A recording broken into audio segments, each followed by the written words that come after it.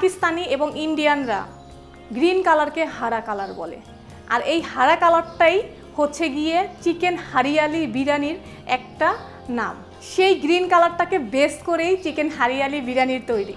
হারা কালারটা আনার জন্য অবশ্যই মাথায় রাখতে হবে পুদিনা পাতা, ধনে পাতা, কাঁচামরিচ ও পেঁয়াজের পেস্টের সাথে অবশ্যই টক দই ইউজ করতে হবে। টক দই ইউজ না করলে সুন্দর হারা কালারটা পাওয়া যাবে না।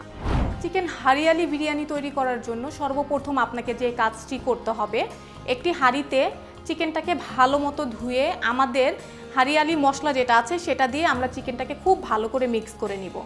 এর মাঝামাঝি আমরা দিয়ে দিব লবণ, টক দই, এরপরে একটু টেস্টিং সল্ট, তেল দিয়ে আমরা ভালো মতো মিক্স করে নিব। মিক্স করে এটাকে আমরা ভালো মতো কুক করে নিব, একেবারে 90% সিদ্ধ হবে। 90% যখন সিদ্ধ হয়ে যাবে এরপরে আমরা রাইসটাকে, বাসমতি রাইসটাকে 90% কুক করে চিকেনের উপরে দিয়ে আমরা এটাকে দমে রেখে দিব 10 মিনিটের জন্য। অবশ্যই চুলার আঁচটা একেবারে মিডিয়াম হবে, যেন আস্তে আস্তে বাসমতি রাইসটা আরও বেশি লম্বা হয়।